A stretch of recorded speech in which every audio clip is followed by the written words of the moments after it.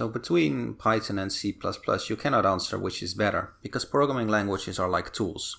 So that's like asking what is better, a pen or a pencil. It really depends on what you're trying to do.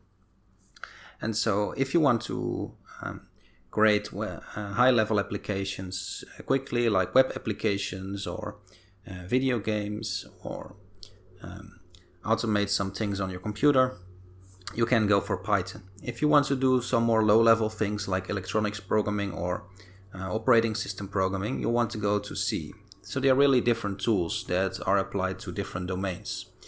But if you are a beginner, then for most purposes, Python is a good choice, because you can really do many types of applications or consumer level applications with Python. And whereas C, it's more operating systems and electronics and chip programming and low-level stuff.